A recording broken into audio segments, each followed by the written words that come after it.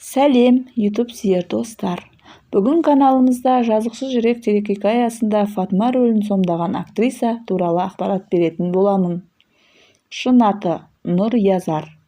1982 жылы 7 қаңтарда Түркияның Стамбул қаласында дүниеге келген.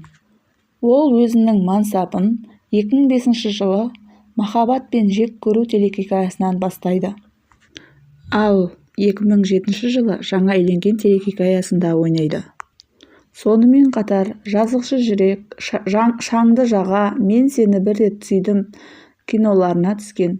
Осы кинолардың ішіндегі ең нағыз ірі жобасы ол жазықшы жүрек телехикаясындағы Фатма рөлін болатын. Ал жеке өміріне келетін болсақ, режиссер Илхам Язарға тұрмысқа шыққан. 2009 жылы ұлдары дүниеге келді. Есімін Күзей деп қойған.